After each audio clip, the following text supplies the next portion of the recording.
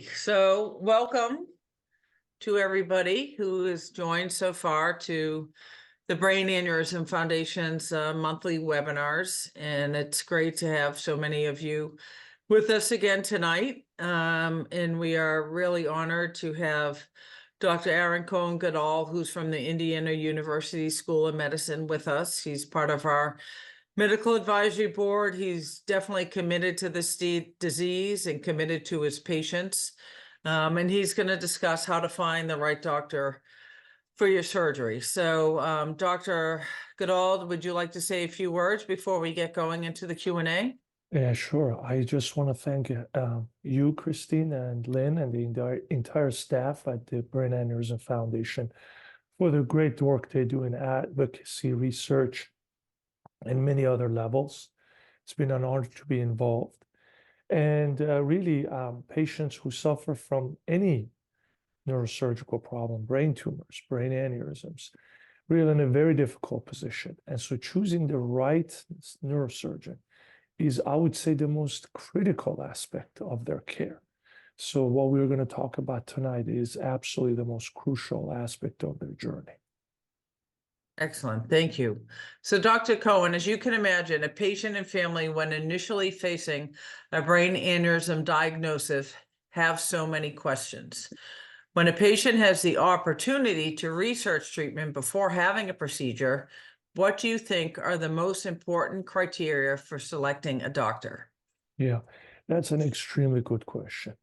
You know, I'll tell you, let me tell you what my philosophy is. When patients come to me, I always tell them, they tell me, Dr. Cohen, can you do the best you can? And they expect for me to tell them, well, I'll do the best I can. I say, no, don't ever expect me to do the best I can. And suddenly they get very alert. They get very alarmed almost. They're like, what do you mean you're not going to do the best you can? I say, don't ever expect me to do the best I can. You should only absolutely demand that I do the best anyone can. And that's really what we have to provide for our patients. The goal has to be doing the best anyone can and not just do the best you can. That's just not good enough to do the best you can. Because if I was a patient, that's what I wanted to be, how I wanted to be treated. So tonight we want to talk about what makes a neurosurgeon to do the best anyone can rather than do the best they can. Because the best of that surgeon may not be good enough. And most often, that would really settle the surgeon or the patient to not demand what they deserve. So the question is how to choose your neurosurgeon. These patients during these times are undergoing significant stress. They're extremely stressed out, rightfully so. They're undergoing brain surgery. They're undergoing an endovascular procedure. They're having their brain tumors removed. And so this could be life-changing. They may not be the same if this is not done right. And so neurosurgery and brain surgery touches the essence, the true self of a patient. And these stressful times bring a lot of anxiety, rightfully so. And we have to see how we can provide comfort and how can we treat the patient if they were truly an immediate family member. If you could really provide that to the patient, then you have done your job, you have done your duty, and then I can go to sleep well at night. And so how do we choose that surgeon for a patient who is just diagnosed with a brain aneurysm for a brain tumor, and they don't know anything about neurosurgery? They were found to have an incidental brain aneurysm, and therefore now they have to choose what to do about it.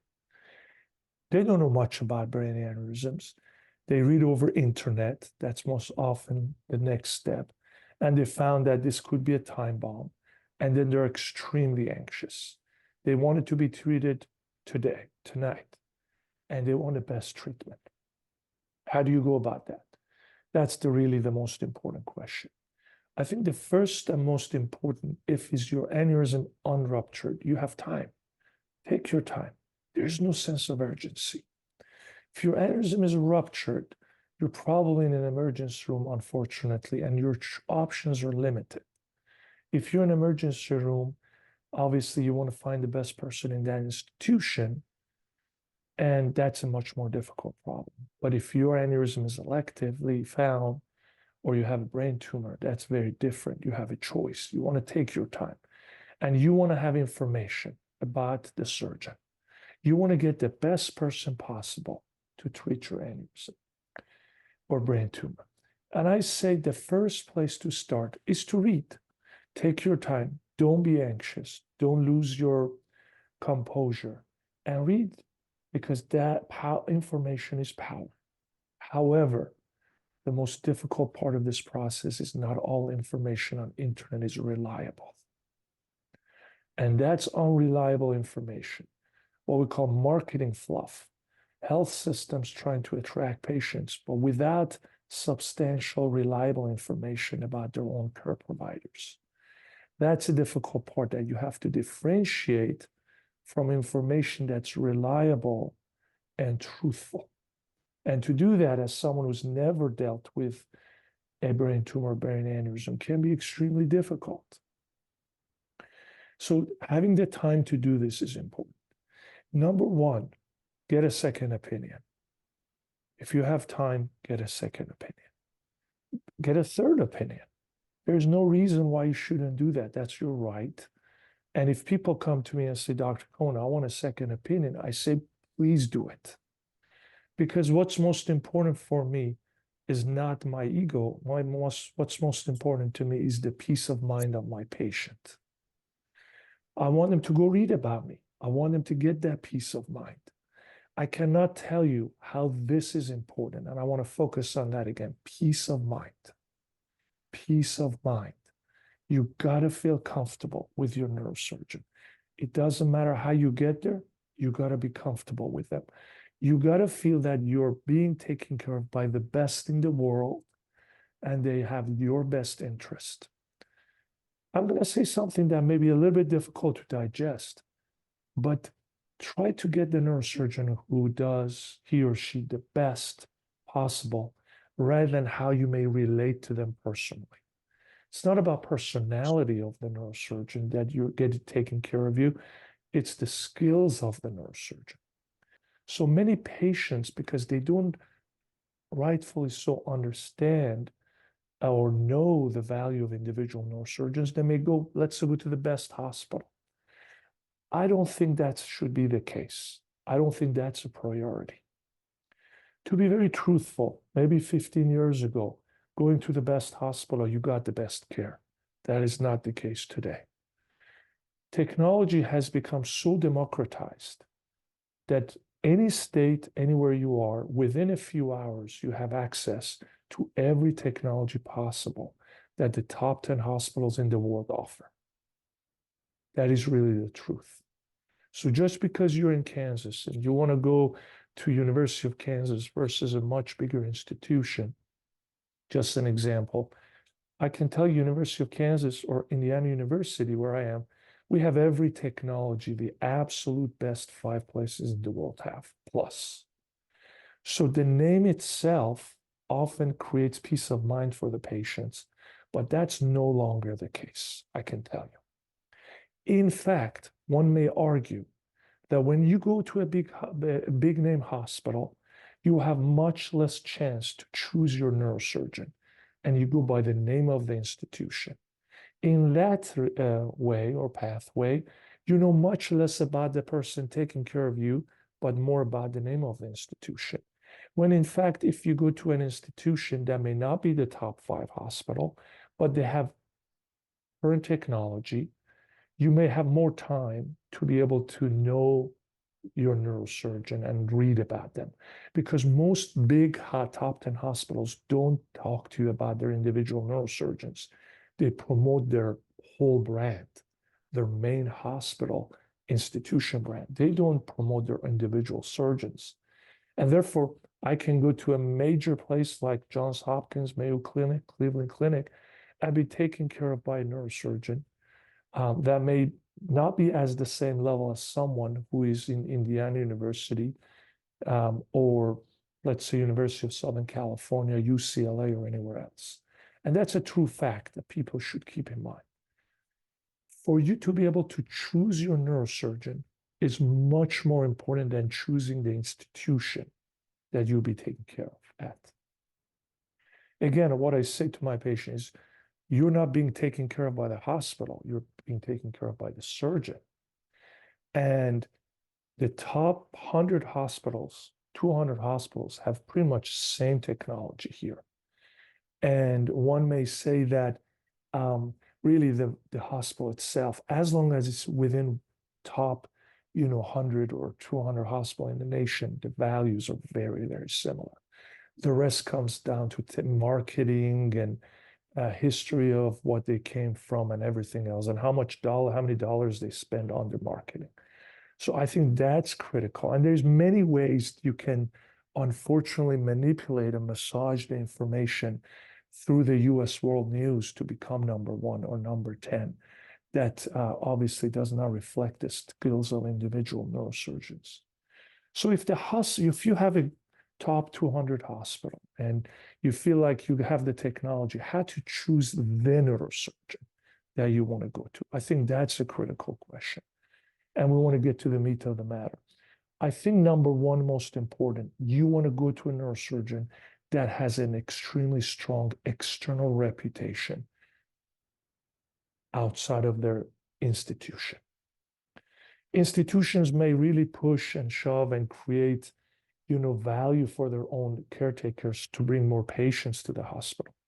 But does that neurosurgeon have certificates, awards, objective recognition outside of their institution that demonstrates that objectively they have really proven their track record?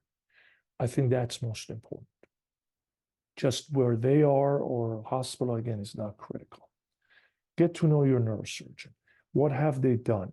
Just because they have done a lot of research doesn't mean they're a skilled neurosurgeon. They may be spending most of their time doing research and, in fact, not doing procedures. Just because they have a great reviews online sometimes is good, but that's not always a perfect pathway forward either, because unfortunately these days you can pay and get good reviews also. So number 1 is, do they have objective measures of excellence outside of their institution? Do they have a good reputation among their other colleagues, other neurosurgeons in the areas of when you got a second opinion or third opinion that are not immediately competitors of your neurosurgeon, so they can provide objective opinion? I think that's critical. I think number 2, and most important also, is do they offer all options of treatment?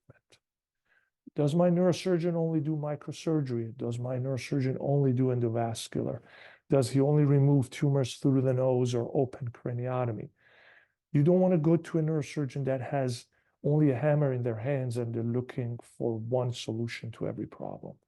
You want to go to a neurosurgeon that their agenda is what's right for the patient, rather than having an agenda of what's their skill level to treat a problem.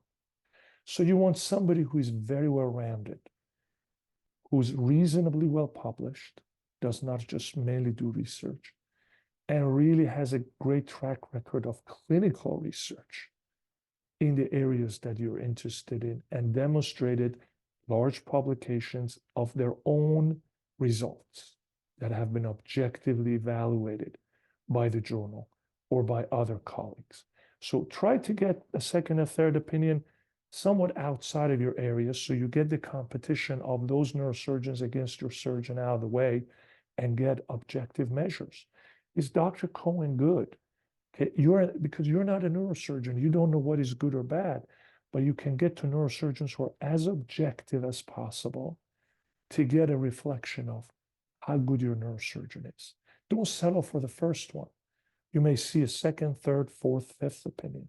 Do as many you need until you find a neurosurgeon that suits you. I think those are main elements, Christine, a long answer to a very important question, that I want to find a neurosurgeon who is excellent, who is, has a track record of clinical excellence.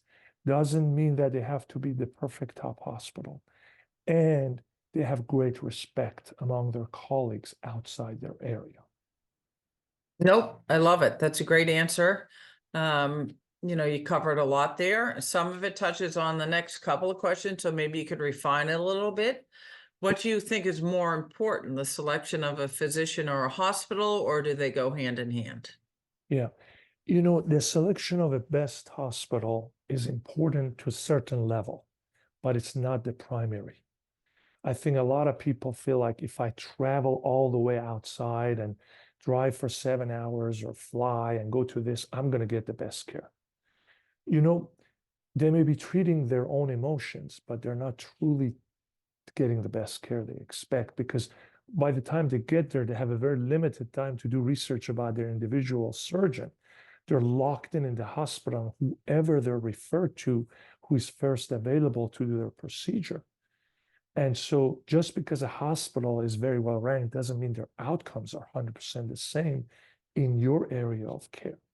So I would say it's really important to really choose your neurosurgeon and a hospital that's well respected, not go to like the very small community hospital that you don't know if they have enough experience.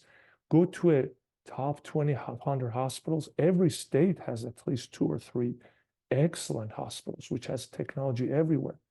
But these hospitals may not spend enough dollars on marketing or other things to promote themselves to be a top hospital.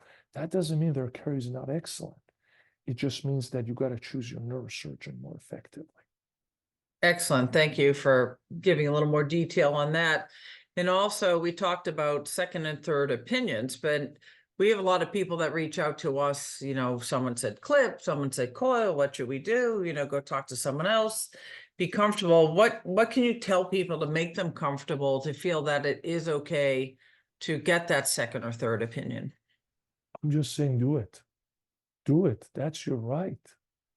I mean, there is no reason to offend your surgeon. No surgeon should be offended. If they're offended, you shouldn't be treated by them. Let me just be honest with you. I have patients coming over all over the country and want to see me for their surgery as a third, fourth, fifth opinion. I like it. I really like it when patients come to me as a fifth opinion. Why? Because they're so well informed. They know, they have a very pointed questions. They have done their research, and I enjoy talking to them. I really do, because the better well-informed patient and the more I can make them happy and give them the peace of mind, the better is their recovery. So there's absolutely no reason to even think about it to get a second or third opinion. I think you must. It is your right.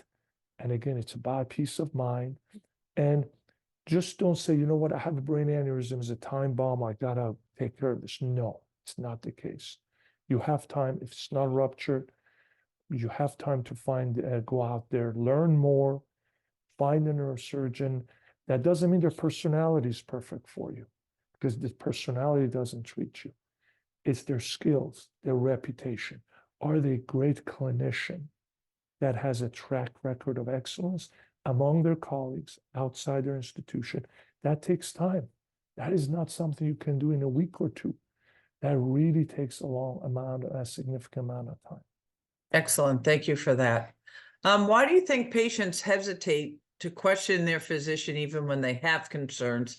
And what advice do you provide on this? Yeah, this is a very good question. There's a dogma, there's a tradition that every doctor knows everything and they're right. And as a patient, I have to go do what they say because I'm their patient, I'm at their mercy. And that sort of traditional model that the physicians sort of control things, and if I ask this, they may not like that question. That's, I think, number one, people are afraid of offending their physician or neurosurgeon. And number two, they may want to take a shortcut. They might want to say, you know what, this is good enough, let's just go with it. I'm against both. I believe every patient deserves absolutely the best, period. There's just no way around it. And it's a responsibility of mine to say that if I'm under the knife And if I'm doing this for the patient, would I like somebody to do this for me if I were in their position? Whatever the answer is, yeah, I want to do. But more importantly, I ask myself, if this patient is me and I would come to a surgeon, would I like to be treated by this surgeon, or would I want to go somewhere else where there is a better surgeon for this specific problem, for this type of aneurysm, this type of brain tumor? If I know somebody who can do a better job than me, I always refer people because I think that's the right thing to do. It's just the guilt. I may not be, that may not be the best reason, but maybe a Jewish guilt, Catholic guilt, however you put it. But I just want to make sure when I go home at the end of the day, I say, did I do the best for this patient if they were immediate family member? And so if as a surgeon, you feel like, you know what, I know somebody who can do a better job, I highly recommend you refer the patient to someone else. Excellent. Thank you for that. How important is having a physician who networks with peers through professional associations and conferences? Extremely important. You want to have somebody who's well connected, but to a degree, you don't want somebody who is a politician and all they do is really involved in politics of their profession, and therefore spend majority of time traveling and doing, research and presenting. You want somebody whose primary responsibility is clinical care. They have a large experience. They're known to have a large experience. They have a large experience because other patients trusted them. Many people got second or third opinion, decided to stay with them. So it's really important to ask your surgeon, how many of these have you done? But most surgeons say many. I've done hundreds. Well, I want something more than that. I want, for example, for me, I have my entire 7,000 cases has been cataloged in a neurosurgical atlas. So if I tell you how many I've done, you can get a proof. But if your surgeon says, oh, I do many of these, well, I want to know a little bit more about that. And, having other neurosurgeons who are not their competitors and asking them, what is their reputation of this individual about managing these cases? Is this a person who manages a lot of these cases? Objective measures are critical. Again, many people unfortunately have turned medicine to business. I'm just going to market, and that would get the patients to come to me. I don't think you really can go that pathway in medicine. That's different. Medicine is never about a business. It's about trust. It's about honoring the patient's trust in you. And marketing doesn't reflect your true values. It's just how many dollars you have to market yourself. It is important to have great work and market yourself. They're both going hand in hand because you want to get patients come to you because you know you're going to provide good care and you develop a better experience as time goes by. So you continuously improve your care. I think people who network believe that they can always do better. I never say I can do a procedure perfectly. I always say I can do better. I can do better. I can do better. So having this belief in continuous improvement, networking, learning from others, rather than someone who's just in their own little black box and don't communicate with others, don't do continuous medical education, don't go out there to learn what's the best new technology. Those are challenges that should be carefully considered. Very good. Thank you. Would you agree that patients who do their research and ask questions of medical professionals also pertains to follow-up care and therapy as well as other care they may need in the future? Yes.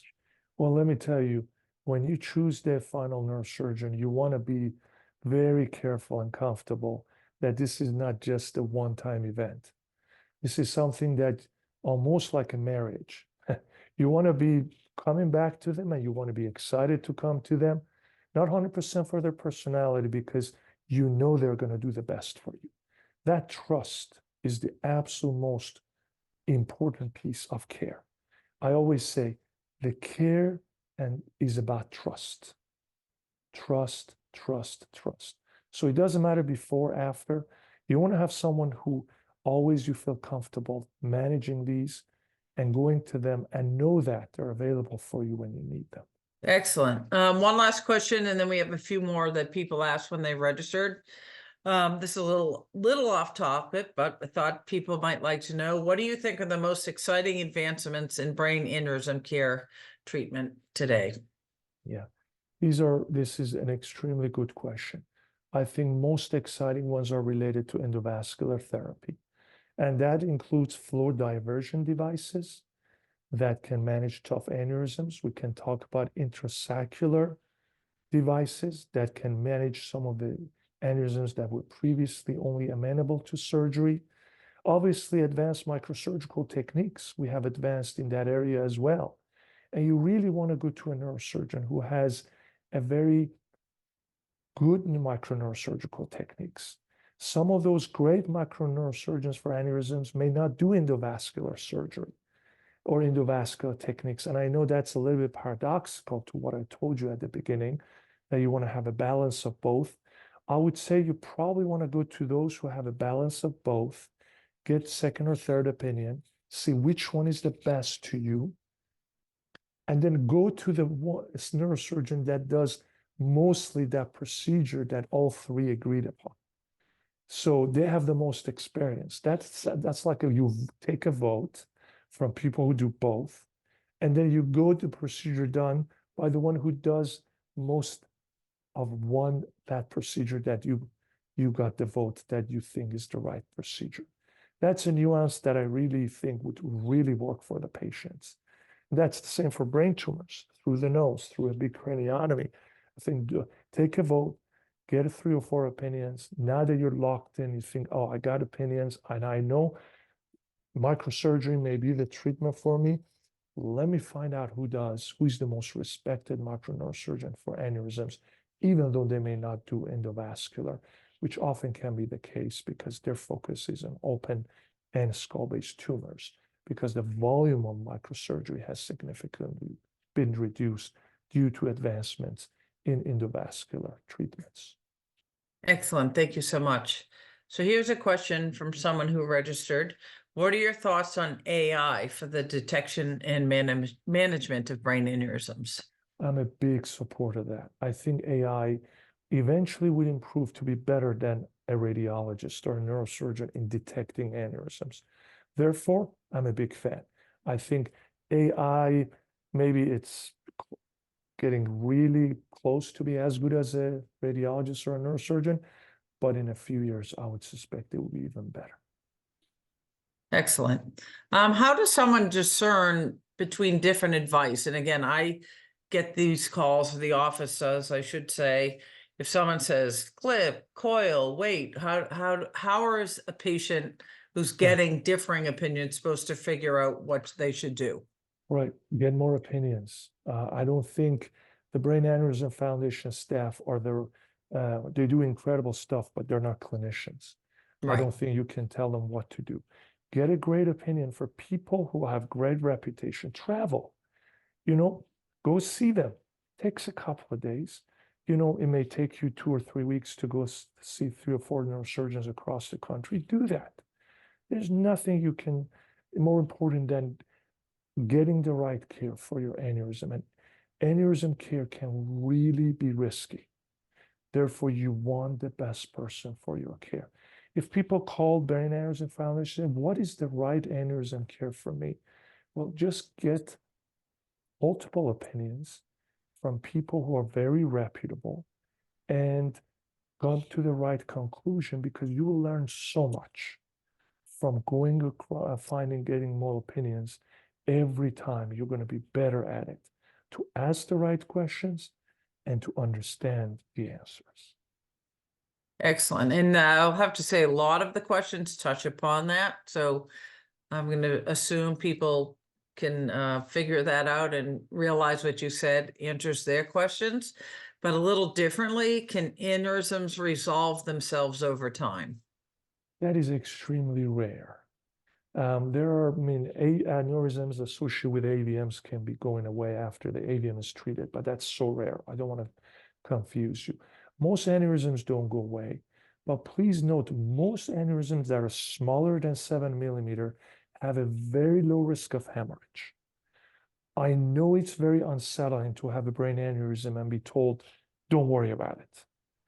You'll be like, what do you mean, don't worry about it? Well, you're going to probably tell the neurosurgeon in your mind, you don't have the aneurysm. You don't know what it means to have an aneurysm, and you're telling me not to worry about it. I know that's unsettling. I know that. But there is good data that aneurysms that have simple morphology, in other words, the shape of them is not concerning, and they're smaller than 7 millimeters, have a very low risk of hemorrhage for the most part. I don't want to say, well, if any aneurysm is less than 7 millimeters, don't worry about it. I would say most aneurysms, when you get your multiple opinions, if they're smaller than 7 millimeters, you may not need treatment, and therefore you should try to do your best to accept that. I know that's very difficult.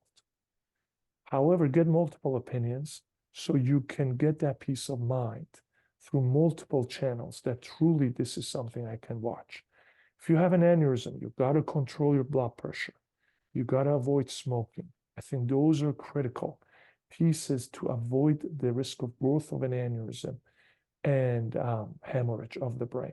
At the end of the day, if you have a 7 millimeter aneurysm, you can live with it. You say, you guys tell me not to do something, but I just can't live life. I think there is another choice for you. Get multiple opinions about risk of treating it. If it's relatively low risk and you can live with it, treat it. But if it's an aneurysm in a difficult location that is risky, you gotta please understand, taking extra risk because the aneurysm in a tough location is not advised. And that's really important for you. It's all about risk and benefit. And we want to protect life. It's the first rule of Hippocrates in medicine is do no harm. Prima nocere. And it is the responsibility of neurosurgeon to let a desperate patient know that the risk of treatment is significant. Even though they are very stressed out, it's upon us as surgeons to protect the patient, the desperate patient. Because it's easy for me to say, okay, you're worried, let's go ahead and fix it. That's irresponsible, in my opinion, for certain patients who have high-risk aneurysms to be treated, and they have a very low risk of hemorrhage. It is our responsibility to protect the patient against unnecessary treatments. Thank you. Someone's asking, and I know there's probably different variables and not a straight answer to this, but they're asking, what is the smallest brain aneurysm that can be treated? You know, I would say I've treated 3 millimeter aneurysms. 2 millimeter aneurysms, you're pushing it, but there's ways to treat it through wrapping or other techniques. But again, those tiny 3 to 4 millimeter aneurysms, most often the risk of hemorrhage is very small. And if you're controlling your blood pressure, you're having a good life, healthy lifestyle, if you're not smoking, I think those are the risk of hemorrhage from those aneurysms, if they have a simple morphology, is very small. Excellent. Here's one last question with somebody who is on here asking, how is it important to get a second opinion before an angiogram? Because they've been told the walls of their bifurcation aneurysm are inflamed and they need to get the cranial angiogram sooner than later, which means they don't have time for a second opinion. That's really very specific to that patient case. It's very difficult for me, unfortunately, to advise. So those patients with very specific questions, I want to be fair to them without providing opinion that could be not to their best benefit. No, totally understand. So thank you for that. So, I mean, again, it's a lot of the things, like you said, at the foundation, we can't give medical information and we refer them back to their doctor. So if you have those concerns, I would say, go back to your treating physician. And if you have questions, ask them. If back to something we said before, you know, if you're being treated by someone, you should feel comfortable enough to ask the questions that you need. I mean, this is, you know, very, it's a hard process for people, but if you have a treating physician, you should be comfortable enough to ask the questions that you need. So there's no shortcuts. Yep, no, absolutely. So, Dr. Cohen, any closing comments at all on No. the brain aneurysm realm before we conclude? It's been one of the greatest honor of my life to take care of patients in these difficult positions and situations in their journeys. I can tell you the satisfaction we derive about giving them peace of mind, treating their aneurysms, knowing that they don't have to worry about it, knowing that now they can spend with their loved ones, with their children, grandchildren. It's a privilege we don't take lightly. Very few people have that privilege. And I always thank God every day for an opportunity to treat other humans like I want to be treated. And I think that's really the most important principle. As a man of faith, I say that I want to treat everyone as how I want to be treated. And that's the most important principle you should expect from your neurosurgeon. Oh, thank you, Dr. Cohen. I appreciate that. And I appreciate your humility and how humble you are. And I know, what you're saying is how you do treat your patients and your care for them is amazing. So anyone that has had the fortunate chance in their life to be treated by you, they are definitely lucky. Not everybody is genuine as you are and care so much about patients and has the skill that you do. So thank you for taking the time to speak with this community and, share some important advice that is very meaningful to them. And again, just thank you so much for what you do for caring for these patients and their families, because it is a very difficult time when these people come to you. And I know you realize that. And I just want to say thank you on their behalf. So, and to everyone who tuned in live, thank you. But this also, again, recording, we will have that shared. But for now, thank you. And for those who have participated in this webinar, and hope to see you all again in the future. But Dr. Gadol, thank you for all that you do for brain aneurysm patients and their families. You're welcome. Thank you for the honor of being with you, and may God bless all of you. Thank you.